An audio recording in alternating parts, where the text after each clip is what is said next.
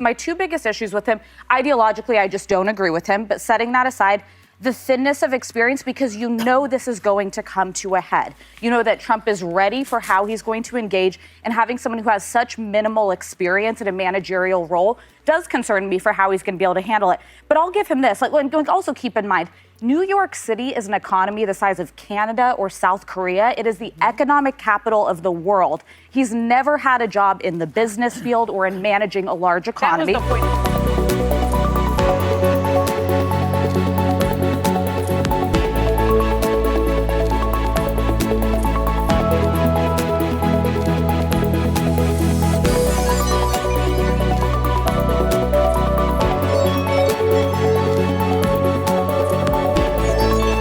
A lot of Democrats are going to be looking to see, because he ran a very good campaign. I give him tremendous credit for that. They're going to be looking to see what his first year looks like. Is it rife with successes? Is he able to accomplish all these things that he said he was? If so, I think you're going to see a lot of Democrats run more lefty the way that he did. If it's more what I expect, that he runs into a lot of roadblocks, realizes that Albany controls most of New York City. It's not, the mayor actually has a very limited ability to affect major policy changes. I would think that Democrats would be much wiser to look to the moderates who won. Mikey Sherrill, Abigail Spanberger in Virginia, and yes, Josh Shapiro, who is the governor of the swingiest of swing states in America. Love him there. The road to the White House is through purple states, not through the bluest of blue cities.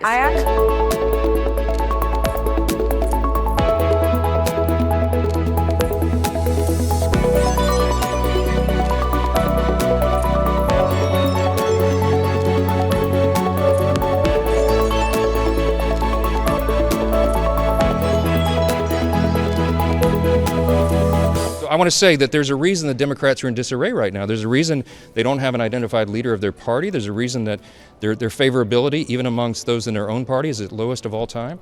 They don't have a platform, a principle they can defend. They don't have a leader, except for Mamdani, who's the new mayor of New York City and leading the party into Marxism and socialism.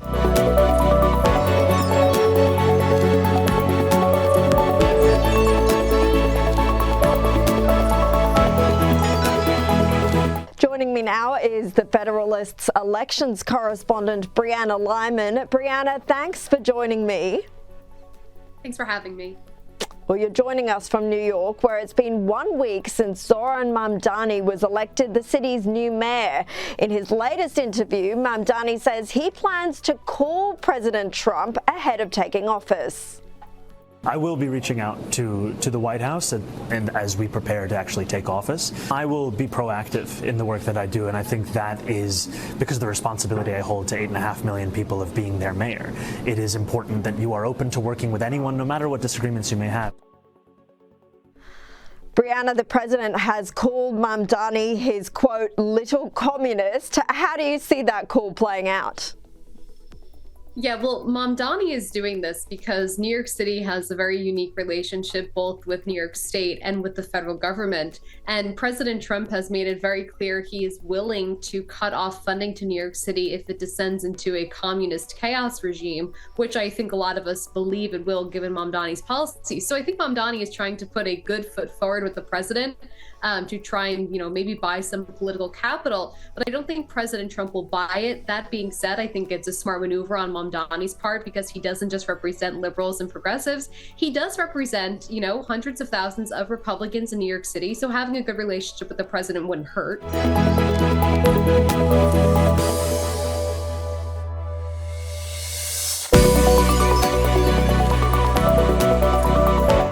Well, let's head over to New York now, and they're not quite mayor yet. He won't be until the 1st of January, but Mamdani has been called out on social media by one of the New York councillors who put out onto X and said, hey, Netanyahu, let's come to New York City. And she's put it out that Mamdani had suggested he will arrest Netanyahu if the Jewish leader entered the city while under his tenure.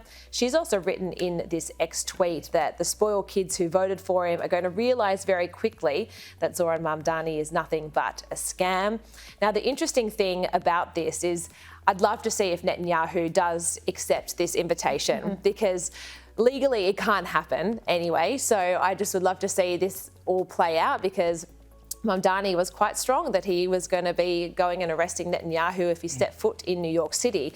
But there is a US federal law called the American Services Members Protection Act, which basically means they do not take any rules from the ICC. So basically it's a violation of federal law if Mamdani uses NYPD to go and arrest Netanyahu in any capacity. So it will be interesting. I think Netanyahu should go along. Just I suspect he won't. I suspect because why would you bother? He won't put, honestly, why would he might go and see Trump and then go via New York to see Trump along. Yeah, I mean, I think Netanyahu really wouldn't want to get himself involved in the theatrics of this crap anyway. I think it is worth noting, though, this councillor is in a very heavily Jewish population. Yeah, sure. So, but I think he goes, this is not worth my time even getting involved in it, to be perfectly honest. But what she is demonstrating is just the ridiculousness of what Mamdani is talking about. I mean, you can't go around promising to do things that are illegal.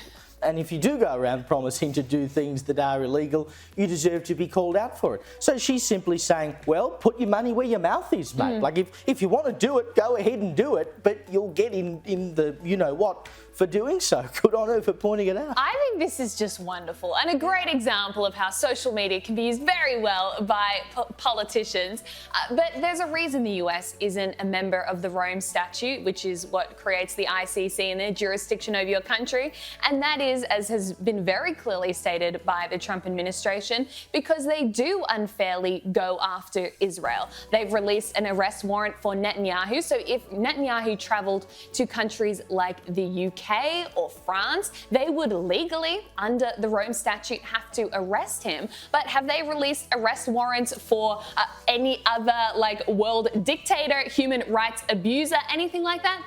No, it's just Israel. And so it does point out how hypocritical and, I guess, really biased these international bodies have become. But part of me really would love to see the showdown. Mamdani there. Especially because she invited him on January 1 when Mamdani takes office. It'd be amazing with his pally protesters, and then just the National Guard comes in and just slams them all. It'd be wonderful.